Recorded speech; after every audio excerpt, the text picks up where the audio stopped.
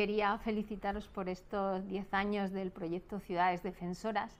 Yo participé en él en el año 2015 y lo recuerdo con mucho cariño porque sobre todo me acuerdo de las charlas que hicimos con el padre Pedro Pantoja.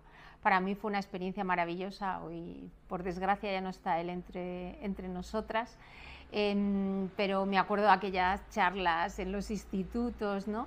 Y luego el tiempo compartido con personas ¿no? técnicos y personas de los ayuntamientos con las que hemos seguido en contacto, ¿no? Con las compañeras de Sant Boi, con el Prat de Llobregat, y bueno, pues ha sido un contacto que también a nosotras nos ha servido, ¿no? 2 años después de mi participación en el proyecto, sufrí un proceso de criminalización durísimo, ¿no? Se me juzgó en Marruecos pidiendo cadena perpetua, ¿no? por el trabajo que hacemos de señalar, ¿no? Los naufragios en el mar y de instar a las autoridades a que salven, ¿no? Que rescaten estas vidas y que protejan el derecho a la vida. Y bueno, esa red que tejimos también en Ciudades Defensoras sirvió para crear una red de protección colectiva más grande y gracias al apoyo de muchas de vosotras, ¿no? y de muchos de vuestros ayuntamientos, ¿no?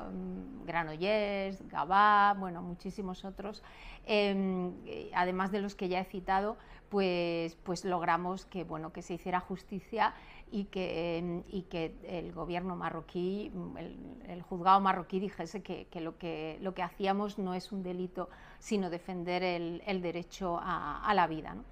Han sido años muy duros, muy difíciles. La criminalización de las personas que defienden derechos de personas migrantes en Europa, ¿no? Mi criminalización también fue instada desde el Estado español y desde Frontex, ha ido aumentando, ¿no?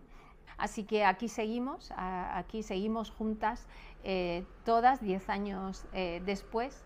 De nuevo, felicidades y que este proyecto llegue un día que no sea necesario, porque los derechos humanos sean garantizados. Hasta entonces ha sido un placer compartir este tiempo con vosotras y es un placer seguir teniendo contacto y seguir tejiendo, ¿no? Esas redes que defienden la vida.